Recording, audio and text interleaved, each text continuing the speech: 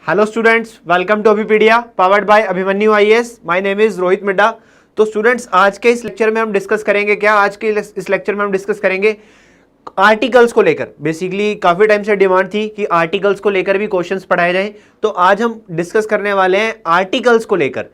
भारतीय संविधान के अनुच्छेदों को लेकर हम कुछ इंपॉर्टेंट क्वेश्चंस को डिस्कस करेंगे, और ये कुछ ऐसे क्वेश्चंस हैं जो एग्जाम में ऑलरेडी पूछे जा चुके हैं। बेसिकली एसएससी और डीआरडीओ के एग्जाम में ऐसे क्वेश्चंस ऑलरेडी पूछे जा चुके हैं। ये सारे के सारे वही क्वेश्चंस हैं जिसको आज हम डिस्कस करने वाले हैं, articles of the Indian constitution. तो हम इसको डिस्कस करने वाले हैं, तो स्टार्ट करते हैं आज का हमारा ये session.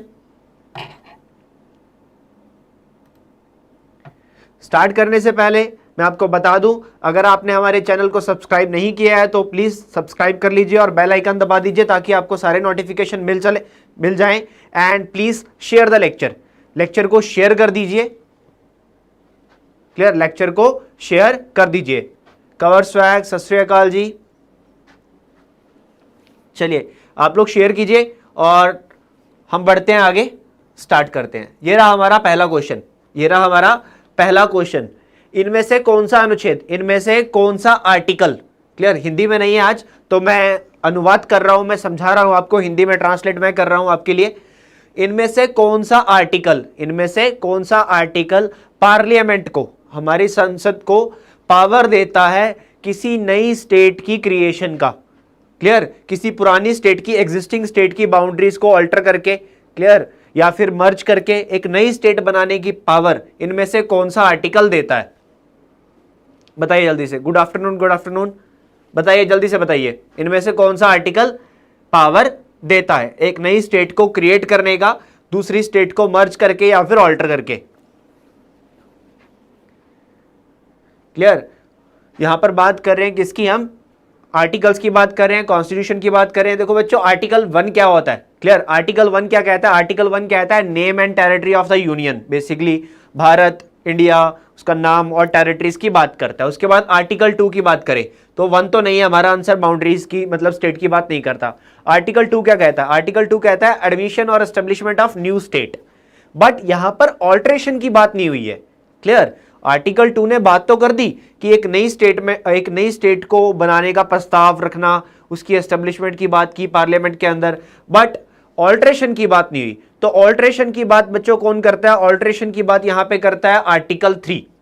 Article 3 of Indian constitution क्या कहता है कि किसी भी पुरानी स्टेट को, जो ऑलरेडी स्टेट एस्टेब्लिश्ड है, उसको बेसिकली डिवाइड करके, उसका पार्टीशन करके उसमें से नई स्टेट बना देना, या फिर ऑलरेडी जो स्टेट्स हैं उसको बेसिकली 2 स्टेट्स को मर्ज करके एक ही स्टेट बना देना, स्टेट का नाम चेंज कर देना। तो ये सारी पावर्स पार्लियामेंट को कौन प्रोवाइड करवाता है? आर्टिकल 3। ये आर्टिकल 3 में इसके लिए प्रोविजन है, दैट इज एक नई स्टेट की रचना, पुरानी स्टेट को मर्ज करके। जी हाँ कवर स्वैग जी, बिल्कुल सही, आर्टिकल 3। तो किसी को कोई भी डाउट इसके अंदर, कोई भी डाउट है? हम आगे बढ़ते हैं, नहीं तो चलिए आगे बढ़ते हैं।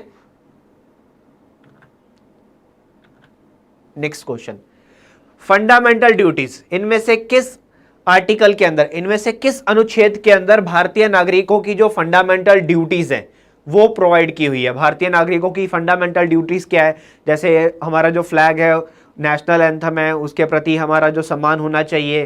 क्लियर? पब्लिक प्रॉपर्टीज का नुकसान नहीं करना है, नेशनल हेरिटेज की रक्षा करनी है, जियोग्राफिकल रिवर्स, सबको वाटर एनवायरनमेंट को सुरक्षित रखना है। ये हमारी कुछ फंडामेंटल ड्यूटीज हैं। तो फंडामेंटल ड्यूटीज को लेकर कौन सा आर्टिकल बात करता है? कौन सा आर्टिकल यहाँ पर फंडामेंटल ड्यूटीज को लेकर बात करता है? तो ये क्वेश्चन भी पहले एग्जाम में पूछा गया है। बेसिकली अगर मैं बात करना चाहूँ तो एसएससी के एग्जाम में ये पूछा गया था, फंडामेंटल ड्यूटीज। तो फंडामेंटल ड्यूटीज को लेकर यहां पे बात करता है आर्टिकल 51A। आर्टिकल 51A ये बात करता है भारत के अंदर हमारी फंडामेंटल ड्यूटीज को लेकर। चलिए आगे बढ़ते हैं। इनमें से कौन सा आर्टिकल को बोला गया है heart and soul of Indian constitution? Heart and soul of Indian constitution. Basically BR Ambedkar ji, जिन्होंने कॉन्स्टिट्यूशन की रचना की, उन्होंने बेसिकली इस आर्टिकल को एक नाम दिया था, the heart and soul of Indian constitution. तो इनमें से कौन सा आर्टिकल है जिसे heart and soul of Indian constitution बोला जाता है? क्यों बोला जाता है मैं बता देता हूं। इसको इसलिए बोला जाता है क्योंकि ये that provides the constitutional remedies. Clear, कि अगर आपको भारतीय कानून में कोई बेसिकली आपको कोई प्रॉब्लम आ रही है, आप अमेंडमेंट चाहते हो, क्लियर, तो आप सुप्रीम कोर्ट में जाओ, याचिका दायर करो, तो वहां पे आपकी सुनी जाएगी। अगर वो कानून में बेसिकली आपके अधिकारों को किसी भी तरह से खंडन हो रहा है, किसी भी तरह से आपको जरूरत है उसको अमेंड करने की, तो उसको किया जाएगा। तो कॉन्स्टिट्यूशनल रेमेडीज बोला जाता है इसको, राइट टू कॉन्स्टिट्यूशनल रेमेडीज। तो इनमें से कौन सा आर्टिकल बेसिकली इस चीज को प्रोवाइड करता है? The heart and soul of Indian constitution, that is article 32। कौन सा आर्टिकल है बच्चों? आर्टिकल 32। आर्टिकल 32 बात करता है किसकी? यहां पे heart and soul of Indian constitution and that is also of the constitutional remedies. Clear? तो डाउट, किसी को कोई भी डाउट है तो डाउट साथ साथ पूछो, जरूर पूछो डाउट तो, एंड शेयर कर दो। अभी बच्चे शायद आज टाइम जल्दी है क्लास का इसलिए पता नहीं लग पा रहा है, तो शेयर कर दो, बुला लो अपने जो भी आपके दोस्त हैं। चलिए next, article 17 and 18 of constitution. भारतीय संविधान का अनुच्छेद 17 और 18 किस चीज की बात करता है? इनमें से क्या वो सोशल इक्वालिटी को लेकर है, क्या वो इकोनॉमिक इक्वालिटी को लेकर है, क्या वो पॉलिटिकल इक्वालिटी को लेकर है, क्या वो रिलीजियस इक्वालिटी को लेकर है? क्लियर? आर्टिकल 17 और 18 ये किसकी बात करता है? हेलो, हाय डीकू यादव। आर्टिकल 17 और 18 देखिए, आर्टिकल 17 और 18 बेसिकली बात करता है किसकी? अनटचेबिलिटी की। अनटचेबिलिटी की बात करता है क्या आर्टिकल 17 और 18? तो अनटचेबिलिटी बेसिकली हम इसमें किस में काउंट करेंगे? आप खुद देख सकते हो कौन सी इक्वालिटी में काउंट करेंगे हम किसको? अनटचेबिलिटी को, क्योंकि आर्टिकल 17-18 बात किसकी करता है? अनटचेबिलिटी की करता है। Untouchability, clear? अनटचेबिलिटी की बात करता है। कंवर स्वैग जी, पॉलिटिकल इक्वालिटी कैसे हो सकता है? मैं बोल रहा हूं क्या अनटचेबिलिटी की बात करता है। तो untouchability is a social equality. Clear? तो यहां पर सोशल इक्वालिटी की बात होती है, तो right answer is social equality. ये क्वेश्चन ऑलरेडी पूछा गया है। क्लियर? इकोनॉमिक नहीं होगा, अनटचेबिलिटी की बात होती है बेसिकली, छुआछूत की जिसकी हम बात करते हैं, तो that is social equality. Clear? Social equality की बात होती है यहां पे। चलिए आगे बात करते हैं नेक्स्ट क्वेश्चन की। बेसिकली इनमें से कौन सा आर्टिकल राष्ट्रपति को पावर प्रोवाइड करता है कि अगर किसी राज्य के अंदर जो स्टेट असेंबली है, विधानसभा रद्द हो जाती है, क्लियर, कॉन्स्टिट्यूशनल असेंबली वहां की रद्द हो जाती है, तो प्रेसिडेंट वहां पर अपनी पावर जमा लेता है। इनमें से कौन सा आर्टिकल यहां पे राष्ट्रपति को यह पावर प्रोवाइड करता है? मतलब सिंपल सी बात है, राष्ट्रपति शासन की बात हो रही है यहां पे। क्लियर? क्वेश्चन थोड़ा घुमा फिरा कर है, बट पूछा क्या जा रहा है? क्या पूछा जा रहा है? राष्ट्रपति शासन किस आर्टिकल के अंदर लगता है? सिंपल सा क्वेश्चन, क्योंकि हमें क्वेश्चन बेसिकली पहली पॉइंट ये होता है कि कई बार हमें आंसर पता होता है बट हमें क्वेश्चन समझ नहीं आता है। तो क्वेश्चन समझ में आया यहां पे क्या कि यहां पे आर्टिकल 356, वेरी गुड, आर्टिकल 356 क्या कहता है कि प्रेसिडेंट अगर किसी स्टेट में जो स्टेट असेंबली होती है, विधानसभा होती है, किसी की सरकार रद्द हो जाए, तो यहां पर प्रेसिडेंट क्या लगा देता है? President rule, that is under the article 356। Power जो होती है सीधा प्रेसिडेंट के पास आ जाती है। आर्टिकल 356। चलिए, इनमें से किस अनुच्छेद के अंदर राष्ट्रपति के पास क्षमा करने की शक्ति होती है? जो भी अपराधी होते हैं, जिनको कोई दंड मिला होता है, मृत्यु दंड या फिर कोई भी और दंड, तो यहां पे राष्ट्रपति के पास एक पावर होती है, बिकॉज राष्ट्रपति कंट्री का फर्स्ट पर्सन और सारे बेसिकली कोर्ट से ऊपर होता है। तो यहां पे हम बात करें तो राष्ट्रपति किसी को क्षमा दे सकता है अगर किसी को सजा मिली हुई। तो कौन से आर्टिकल के अंदर बेसिकली राष्ट्रपति के पास वो पार्डनिंग पावर्स होती हैं? किस आर्टिकल के अंदर राष्ट्रपति के पास पार्डनिंग पावर्स होती हैं? बच्चों ये जितने भी क्वेश्चन है सबके सब बहुत इंपॉर्टेंट है, एग्जाम में पूछे जा चुके हैं। क्लियर? एक क्लास में बेसिकली सारे क्वेश्चंस हम कवर नहीं कर पाएंगे, तो एक क्लास हम और करेंगे आर्टिकल्स को लेकर। तो इनमें से कौन सा आर्टिकल है जो राष्ट्रपति को पावर देता है किस चीज की? क्षमा करने की, पार्डन, बेसिकली पार्डनिंग की पावर्स देता है। That is article 72। Article 72 basically राष्ट्रपति को पावर देता है कि अगर कोर्ट ने बेसिकली किसी को सजा दी हुई है तो राष्ट्रपति उसको देखते हुए उसकी सजा को यहां पे माफ कर सकता है या कम करने की शक्ति रखता है। आर्टिकल 72। चलिए आगे बात करते हैं। री election for the post of president of India. Basically राष्ट्रपति के चुनाव दोबारा करवाने के लिए यहां पर कौन से आर्टिकल के अंदर कंडीशंस दी हुई है?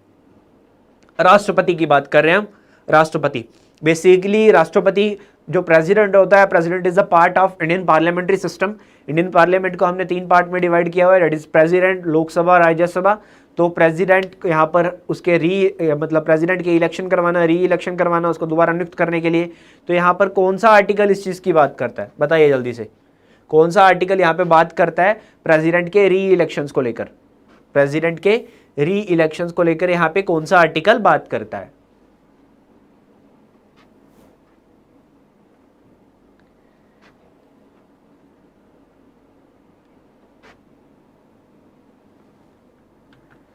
तो बच्चों कौन सा आर्टिकल है? आर्टिकल 57। आर्टिकल 57 क्या कहता है? आर्टिकल 57 कहता है कि अगर यहां पर राष्ट्रपति के दोबारा चुनाव करवाने हो तो उसके लिए यहां पे आर्टिकल 57 का प्रोविजन यूज किया जाता है। एक पर्सन जो भी बेसिकली प्रेसिडेंट की कुर्सी पे बैठता है तो उसको बेसिकली यहां पर री इलेक्शन भी करवाए जा सकते हैं। आर्टिकल 57। चलिए नेक्स्ट क्वेश्चन, विलेज पंचायत, इनमें से कौन सा आर्टिकल भारतीय राज्यों को पावर प्रोवाइड करता है विलेज पंचायत को ऑर्गेनाइज करने के लिए? इनमें से कौन सा आर्टिकल, कौन सा अनुच्छेद जो राज्य है, भारत के राज्य स्टेट्स को पावर प्रोवाइड करता है कि वो अपने स्टेट में विलेजेस के अंदर पंचायत की ऑर्गेनाइजेशन कर सके? इनमें से कौन सा आर्टिकल यहां पे पावर प्रोवाइड करता है? Very good, very good. तो कौन सा आर्टिकल? आर्टिकल 40। आर्टिकल 40 यहां पे क्या कहता है? बेसिकली आर्टिकल 40 जो डायरेक्टिव प्रिंसिपल्स का है, आर्टिकल 40 है, ये स्टेट गवर्नमेंट्स को पावर प्रोवाइड करता है कि वो स्टेट गवर्नमेंट्स जब भी किसी विलेज में ज़रूरत होगी और वहां पर विलेज पंचायत की ऑर्गेनाइजेशन वहां पे करेंगी, उनको अथॉरिटी प्रोवाइड करता है। Article 40, article 40। नेक्स्ट, इनमें से कौन सा आर्टिकल, इनमें से कौन सा आर्टिकल यहां पर क्या कहता है कि जो काउंसिल ऑफ मिनिस्टर्स होते हैं, जो बेसिकली हमारे कैबिनेट मिनिस्टर्स होते हैं और basically including the prime minister of India, ये राष्ट्रपति को एडवाइस देते हैं। ये राष्ट्रपति को बेसिकली कुछ भी उसको एडवाइस देने के लिए यहाँ पे काम करते हैं। बेसिकली जो प्रेसिडेंट होता है वो कंट्री का फर्स्ट पर्सन होता है। प्रेसिडेंट ही प्राइम मिनिस्टर और काउंसिल ऑफ मिनिस्टर्स को ओथ दिलवाता है, उनको अपॉइंट करता है। रेकमेंड पार्लियामेंट करती है, रेकमेंड करंट गवर्नमेंट करती है जिसकी सरकार बनती है, बट अपॉइंट प्रेसिडेंट ही करता है। तो इनमें से कौन सा आर्टिकल उसको लेकर यहाँ पे बात करता है? इनमें से कौन सा आर्टिकल यहाँ पर राष्ट्रपति को जो prime minister and council of ministers advice देते हैं उसके लिए बात करता है? इनमें से कौन सा आर्टिकल?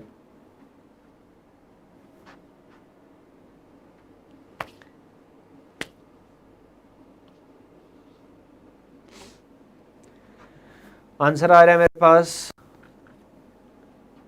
तो आर्टिकल 74, आर्टिकल 74 यहां पर राष्ट्रपति को बेसिकली सहायता देने के लिए प्राइम मिनिस्टर और यहाँ पर काउंसिल ऑफ मिनिस्टर होते हैं, तो प्रेसिडेंट को जिस भी तरह की एडवाइस चाहिए होती है उसके लिए काम करते हैं। Article 74, article 74, article 74। चलिए next question, 86th amendment act 2002 में हमने अमेंडमेंट करी थी कॉन्स्टिट्यूशन के अंदर, that is 86th amendment act 2002 में आया था। तो बेसिकली ये इनमें से किस आर्टिकल को लेकर बात करता है? Directive principles of which articles यहाँ पे ये बात करता है? बेसिकली इस आर्टिकल की अगर मैं बात करूँ, ये आर्टिकल बात करता था कि up to 6 years of age, जो भी 6 साल तक के बच्चे हैं, बच्चे के पैदा होने से 6 साल तक बेसिकली उसको जो भी न्यूट्रिशन से लेकर सब कुछ प्रोवाइड करवाने की रिस्पॉन्सिबिलिटी यहाँ पर होनी चाहिए। तो बेसिकली कौन सा आर्टिकल यहाँ पे बात करता है? Up to 6 years of age, up to 6 year of age. तो विच आर्टिकल देयर, कौन सा आर्टिकल है यहाँ पे?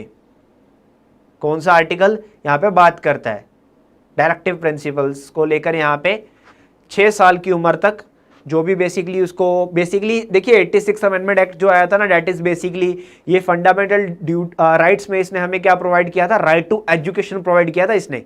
राइट टू एजुकेशन ये लेके आया था 86 अमेंडमेंट एक्ट 2002 में जो आया था। क्लियर? तो राइट टू एजुकेशन हमें मिला, ठीक है। बेसिकली जो 6 to 14 years तक एज के बच्चे होते हैं, क्लियर, 6 से 14 साल तक के लिए कंपलसरी एजुकेशंस और 6 साल तक के बच्चों को प्रॉपर न्यूट्रिशंस खाना वाना, ये सब यहाँ पे बात करता है। तो कौन सा आर्टिकल? आर्टिकल 45। आर्टिकल 45 ये कहता है कि जो स्टेट जो है वो basically childhood care, proper nutrition 6 साल के बच्चे तक को प्रोवाइड करवाएंगी, उसके लिए मैंडेटरी है। क्लियर, जब तक वो बच्चा 6 साल का नहीं हो जाता। Article 45, article 45।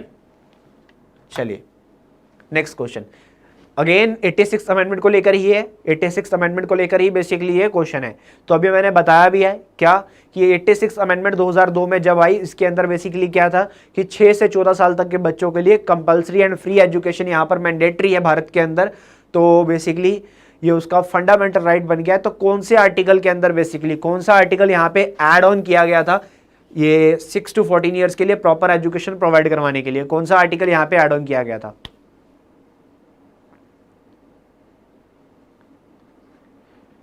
कौन से आर्टिकल को यहां पे ऐड किया गया था? बच्चों आंसर करो, अगर नहीं आता तो स्किप लिख दो, अगर नहीं आता तो स्किप लिख दो, बट अपनी प्रेजेंस को शो करना हमेशा। क्लियर, कॉन्फिडेंस रेज होता है इससे। आंसर करना सीखो, जवाब देना सीखो। Clear, cover swag, very good. तो कौन सा आर्टिकल है यहां पे? Article 21A। आर्टिकल 21 से बेसिकली यहां पर लेके आए हम 86 अमेंडमेंट 2002 के चलते हुए 6 से 14 साल तक के बच्चों के लिए यहां पर free and compulsory education provide करवाना। Article 21A, very important. Next, basically poor और वीकर सेक्शन, कंट्री का जो पुअर एंड वीकर सेक्शन है उसको basically free legal aid provide करवाने के लिए यहाँ पे कौन सा आर्टिकल बात करता है? उसको फ्री लीगल एड यहाँ पे प्रोवाइड करवाने के लिए कौन सा आर्टिकल बात करता है? That is weaker and poor section of the, यानी कि सबको बराबर न्याय मिलना चाहिए, सबको जस्टिस मिलना चाहिए। सुप्रीम कोर्ट ने इसके लिए basically national legal services authority बनाया हुआ है, लोक अदालत की फॉर्मेशन होती है। तो कौन सा आर्टिकल बेसिकली यहां पे बात करता है? कौन सा आर्टिकल यहां पे बात करता है? थोड़ा फास्ट, जल्दी जल्दी आंसर करिए। चलिए बच्चों, कौन सा आर्टिकल यहां पे बात करता है? यहां पे बात करता है आर्टिकल 39A। आर्टिकल 39A क्या कहता है कि समाज में हर वर्ग को, चाहे वो गरीब है चाहे वो अमीर है, उसको प्रॉपर न्याय जस्टिस मिलना चाहिए। तो उसके लिए बेसिकली जो पुअर एंड वीकर सेक्शन है उसको प्रॉपर जस्टिस दिलाने के लिए यहाँ पे कौन सा आर्टिकल बात करता है? Article 39A। Basically that's the under the directive principle of state policy. चलिए नेक्स्ट, नागालैंड को कौन सा आर्टिकल इनमें से स्पेशल प्रोविजंस प्रोवाइड करता है? जैसे हमें पता है कि पिछले साल क्या हुआ, आर्टिकल 370 हमने अबॉलिश कर दिया, that provides the special powers to the Jammu and Kashmir. उसी तरह से भारत के और भी काफी सारे राज्य हैं जिनको स्पेशल प्रोविजन मिला हुआ है। तो नागालैंड को भी बेसिकली यहाँ पे जो नागा पीपल है उनको यहाँ पे मिला हुआ है क्या? एक स्पेशल प्रोविजंस मिले हुए हैं, स्पेशल पावर्स मिली हुई हैं। तो इसके लिए कौन सा आर्टिकल यहाँ पे काम करता है? कौन सा आर्टिकल यहाँ पे बात करता है किसकी? नागालैंड के पीपल्स की, नागा पीपल्स की। क्लियर, नागा पीपल्स की बात यहाँ पे कौन सा आर्टिकल करता है? क्लियर, तो कौन सा आर्टिकल? 371A। 371 यहाँ पे 371A आर्टिकल यहाँ पे बात करता है किसकी? नागालैंड की बात करता है, नागालैंड की बात करता है। उसके बाद मैं बात करूं 371B। 371B किसकी बात करता है? ये B बात करता है असम की।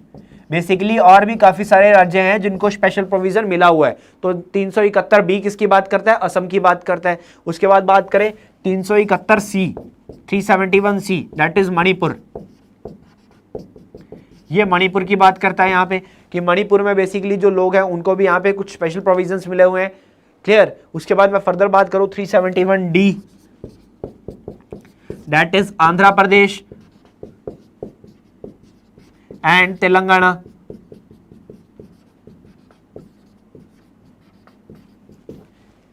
उसके बाद बात करें तो आर्टिकल 371F है, दैट इज सिक्किम से रिलेटेड। तो बहुत सारी स्टेट्स है जिनको कुछ स्पेशल पावर्स, उनमें उनके रहने वाले कुछ पीपल्स को, ट्राइबल्स को यहाँ पे पावर्स मिली हुई हैं।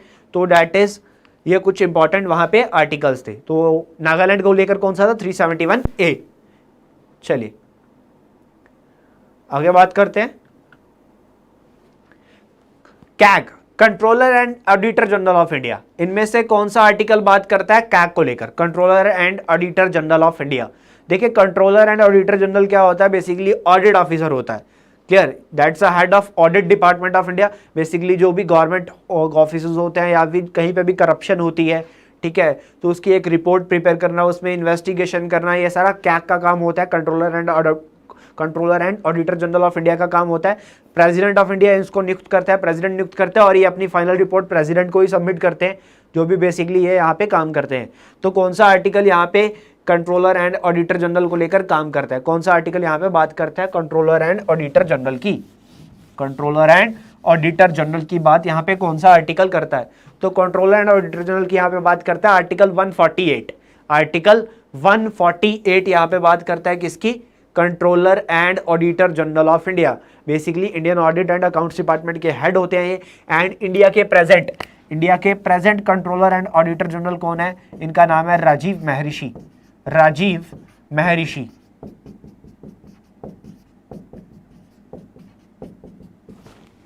राजीव महर्षि ये है इंडिया के present controller and auditor general. ये प्रेजेंट अभी काम कर रहे हैं। क्लियर? चलिए नेक्स्ट क्वेश्चन की तरफ बढ़ते हैं। अभी मैंने आपको बताया कि जो कंट्रोलर एंड ऑडिटर जनरल होता है वो बेसिकली अपनी जो रिपोर्ट्स होती है, ऑडिट की रिपोर्ट्स, वो प्रेसिडेंट को सबमिट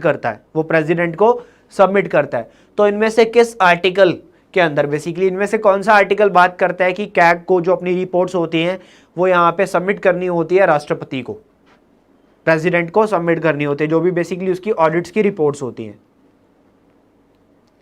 बताइए, जल्दी बताइए, इनमें से कौन सा आर्टिकल बात करता है?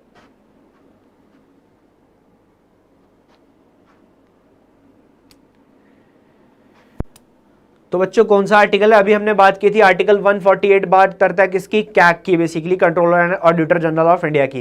एंड कैग को अपना जो रिपोर्ट होता है वो प्रेसिडेंट को सबमिट करना होता है, इसके लिए बात करता है आर्टिकल 151।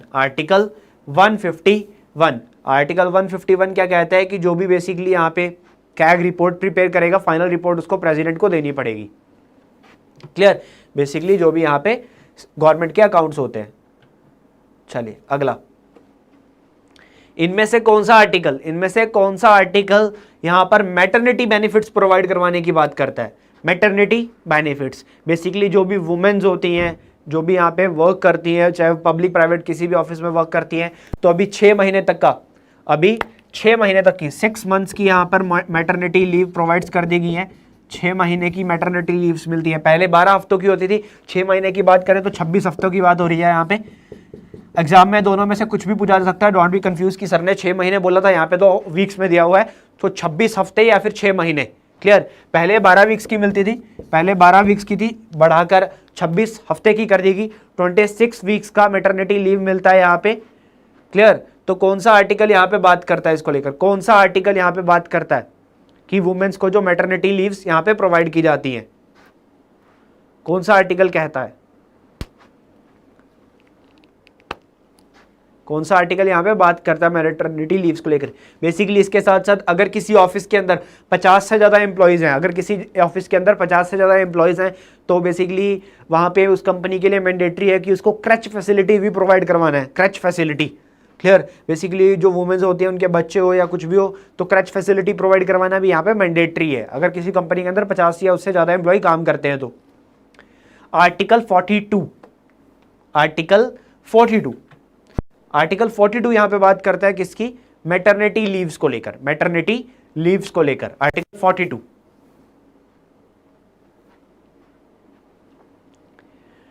तो बच्चों किसी को कोई भी डाउट? ये थे आज कुछ इंपॉर्टेंट क्वेश्चन आर्टिकल्स को लेकर। अभी आर्टिकल्स के क्वेश्चन एक क्लास में और कवर करेंगे, अभी कुछ और इंपॉर्टेंट आर्टिकल्स भी बाकी है, तो एक क्लास और लेंगे जिसके अंदर हम आर्टिकल्स को कवर अप कर लेंगे। इसके अंदर हम सारे आर्टिकल्स कवर अप कर लेंगे जो भी इंपॉर्टेंट है, जो पीछे एग्जाम में पूछे गए या जिनके पूछे जाने के चांसेस हैं हमारे पास। क्लियर? तो आपको बस बेसिकली आर्टिकल्स को रिवाइज करके आना है अगली क्लास तक, ताकि हम और अच्छे लेवल पे अगली क्लास पे कंटिन्यू कर सकें। और अगर आपको कोई भी डाउट है, यू कैन आस्क, आप मुझसे पूछ सकते हो, किसी को कोई भी डाउट। नीचे डिस्क्रिप्शन में लिंक दिए हुए हैं, पोर्टल पे जाओ, वहां पे जाकर डेली करंट अफेयर्स भी रीड कर लिया करो।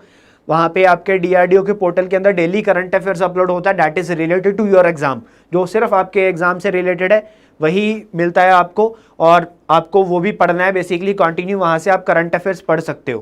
क्लियर? नीचे डिस्क्रिप्शन में पोर्टल का लिंक है, पोर्टल पे जब आप कोर्स पेज पे जाओगे, चाहे डीआरडीओ है चाहे सीपीओ है, वहां पे नीचे आपको मिलेगा daily current affairs, weekly current affairs, weekly current quiz. Clear? तो क्विज भी मिलता है बेसिकली, आप चाहो तो वहां पे क्विज भी अटेम्प्ट कर सकते हो, फ्री ऑफ कॉस्ट है, कुछ भी पे नहीं करना है, सब कुछ फ्री में है। क्लियर? सब कुछ फ्री में है, ऐसा नहीं है कि आपको कुछ पे करना पड़ेगा। हाँ, एक चीज जरूर करनी होती है, लॉग इन करना पड़ेगा। क्लियर? बेसिकली आपको अगर अकाउंट अभी तक क्रिएट नहीं किया है हमारे पोर्टल पे तो अपलोड करना है, कुछ भी चार्जेस नहीं लगते हैं, सिर्फ आईडी जनरेट करनी है आपको, अपना ईमेल आईडी और पासवर्ड फिलअप करके यहाँ पे एक आईडी जनरेट करनी है। क्लियर? तो it's all for today, thank you so much, have a nice day, जय हिंद।